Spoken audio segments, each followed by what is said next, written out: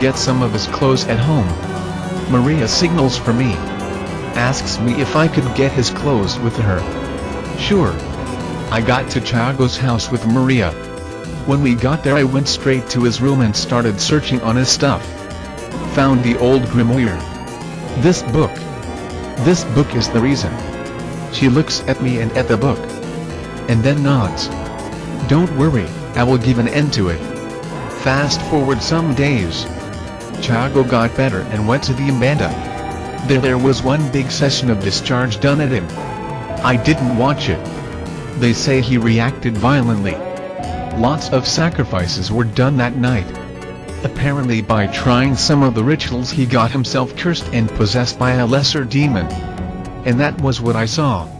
9 years later, I still have the grimoire. Didn't destroy it yet. The pages are now deteriorating. I keep it on a heavy locked box. Some weeks later Amanda dumps me as I am going to another town. Finally go to university. Stay in a get a job. Need the money so anything goes. Start working as janitorial staff in a company. Clean literal shitty toilets during the day and study at night. Has to study during weekend. Can't practice my religion since there is no abandonment here. Go home only twice in the first year. Stay only 2 to 3 days. Fast forward 1 year. Go back to uni. 2 of my roommates have no religion, but are open-minded about paranormal stuff. In one of my visits home I took the old grimoire. They got curious. In a Saturday morning we went through the pages, all 4 of us. Bob, one of my roommates, got an idea. Why don't we try one of these just for the giggles? Ivan, the only Christian there, said no immediately. Explain them what happened to Thiago and you're early. Lucas, the other roommate, asked, but aren't you like used to this kind of thing? Explain him that I never personally messed with Gosha. After that we just closed the book and I kept it in my room. The next 2 years fly by. Minor incidents afflicted me trough this time. Things sometimes moved places in my room as I was asleep. Heard something whispering sometimes trough the night. Eventually changed jobs. Started having more free time. Started studying Gosha and dark magic on my free time. Note, eventually found out that the active research for the occult and paranormal makes you more prone for having paranormal experiences. So, as you are reading/listening to this story. Yeah. End of third year on university. Ivan leaves the house as he gets his degree. By this point I had a lot of knowledge about the occult. Went to my hometown for a week. Find out that Thiago got into psychiatric treatment. His mom calls me. Says he was undergoing treatment and before he left a box full of things in his room, and said it was for me. Got there and got the box. All his things for Gosha rituals. Most of the minerals and other things were there. That got me asking to which extent he had practiced the rituals. Got the box in the car and left. A week later got back into university. Got the box with me. Bob and Lucas watched as I took the things from the box. Jesus Christ, mate, said Lucas as I took a wax skull from the box. Bob was silent while messing with some citrine crystals. Well, Anon, now that Ivan isn't here anymore, do you think we can try some of these rituals? I don't know, I still don't feel safe to do anything. Are you sure, Anon? I mean, we can try a simple one. After thinking a bit I decided that it wasn't a good idea. Left some of the objects around my room as decoration. Others I kept inside the box. 2 weeks later of constant asking from Lucas and Bob I finally decided we would try. By this time we were at the end of January, and summer was on its peak. Next Saturday morning we drove to nearby woods so we could do the ritual. First we set up a goal. Making Bob lose his virginity. Anon, so, we are going to summon a demon so Bob can get laid? I laughed. Exactly. Bob wasn't good with women at all. Severe lack of social skills made him into a 21-year-old virgin. It didn't help that he would spend half of the day high as a kite. Looking back now, given the results of the ritual, that was a silly thing to ask. Prepared the ritual. As night fell, we gathered inside the pentagram circle so we could begin the incantation. We would summon Sar. As we started the ritual, absolutely nothing happened. Tried different chanting, tunics on or off, but absolutely nothing happened. As 3 a.m. began approaching, we decided to call it a day. "Maybe it worked, Anon?" said Bob. "I don't think so. We would have felt something."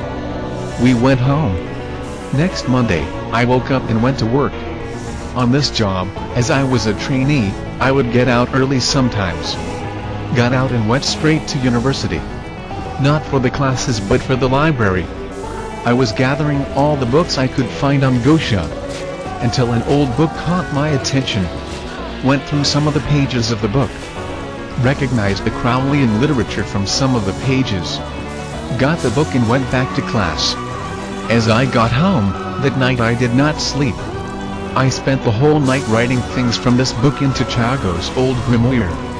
Found out from that book, that entity could only be summoned in some days of the next month. The next day, at night, I finally met with my roommates and told them what I found. "So Anon, all that we have to do is do the thing again in some weeks?" Bob asked. "Yes. We will go back there and do it again." But then Lucas protested. "Listen Anon, first time I went there because I thought it would be funny. But to be fair, I don't even know if that thing works. Last time I got stung by all kinds of things." "Oh come on Lucas," said Bob. We stood silent for a bit. "I'll think about it," said Lucas, leaving the room. Some weeks later, on a Friday, Bob called both of us at night. "Guys, I think I have the solution." "Barbosana." "What?" me and Lucas asked. "You said a charged place would help, right? So there is this city, it's like 4 hours from here by car. The idea of traveling 4 hours for a place to make a summoning did not attract me. What about that city?" "Well Lucas, apparently about 60,000 people died there in an insane asylum called Cologne Hospital of Barbacena in the course of 50 years. The thing was so bad it's labeled the Brazilian Holocaust." I immediately note. "Bob, we are not going to a place like that." "Oh come on Anon, that is our best shot." Lucas left the room. "Look Bob, tomorrow we will do it here in the city. Traveling is out of question." He agreed with his head. Saturday afternoon comes. "Lucas, let's go?" He sits on the sofa. "Anon, I really don't want to go there. How about we do it here?" "Here?"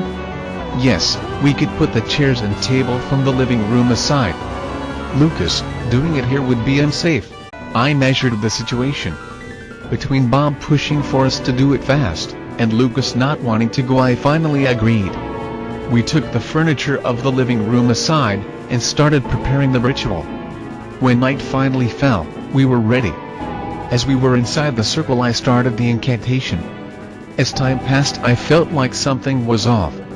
All of a sudden the air in the room got ice colder. As I stared in the summoning circle, I could see a faint outline from a hooded figure as the light of the moon illuminated the room. Saw a small black mass going out from the circle and approaching our pentagram. "Oh, a rat," said Bob. Lucas had his eyes forcibly closed as he was shaking in cold or fear.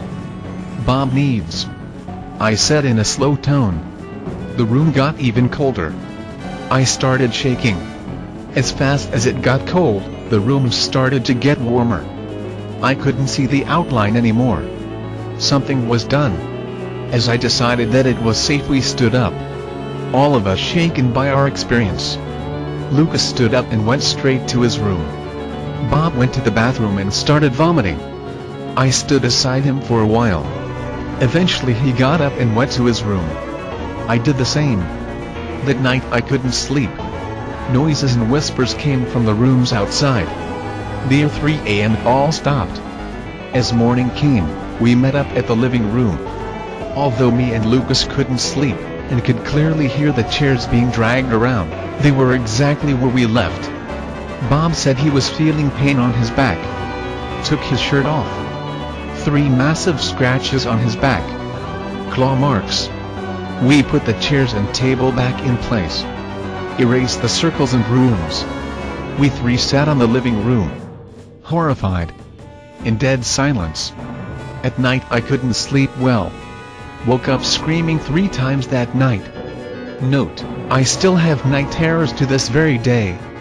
Like 4 days later, Bob storms into my room. "Dude, a girl asked me out." "What?" Bangs on Lucas' door. Tells him the news. He goes to on the computer and shows a picture of the girl on her cut. A face only a mother could love. Fast forward some months. Bob was now promiscuous. Some of his adventures led into some of the funniest stories. Some of them which I will tell another time. On a Saturday morning the doorbell rings. I go for it. A large girl is at the door. As she sees me she smiles. Her teeth are all over her mouth. "Is Bob there?" "Wait, let me check." I went inside. Bob is at his computer. "Hey, there is a girl by the door." "Oh, tell her I'm not home." "Go outside." "He isn't home." "Okay." The girl turns around and sits on the sidewalk. "Lady? I will wait here." I go inside again. Bob, the girl is outside sitting on the sidewalk. Bob calls me and Lucas. Explains what's being happening. Apparently that girl is stalking him all around. Shows his cell phone. V3 black at the time. Threatening messages. "Either you will be with me or nobody." "Holy shit," says Lucas. I laugh. The girl eventually goes away. We tell him to go to the police. He doesn't go. 2 weeks later Bob arrives home late at night, screaming and moaning. Lucas and I went to his aid. His pants were bloody. Blood was dripping down from his leg. The girl attacked him near our house with a big knife. We went straight to the hospital and the police. After we got home, Bob looked at me and asked, "Anon, can you undo that ritual?" No. It was true, I couldn't undo it even if I wanted. Not without doing another summoning. But that was out of question. He agreed, and went to sleep. Bob started going to church as soon as he got better. I changed jobs again, and moved to my own apartment. Bob and Lucas were fine when I left. And my place wasn't far from theirs. Fast forward a year and a half. Got another girlfriend. Went to visit my hometown once again. This time she came with me. Parents love her. Twin sister loves her. She is understandable of my night terrors. Didn't want to step into the Mbanda religion again. Had no religion once again. Some days later. Still in hometown. Me and girlfriend were coming home from a friend's house. Small town, so we went on foot. At the distance, in the middle of an empty road, I see some lights. The white lights of the street didn't light it very well. We got closer. Various offerings on the road.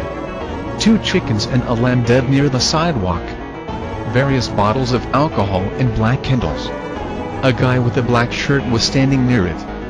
As we approached he looked at us. His eyes were all black. As he looked he smiled. An unnatural smile that deformed his whole face. Never met that man before. "Hi Anon," he said in a guttural voice. My girlfriend screamed and started to run. I ran right after her. The fear pumping adrenaline in my muscles. We finally got to my mom's house. Girlfriend broke down crying. After she calmed down I started telling her all that I knew about dark magic and stuff.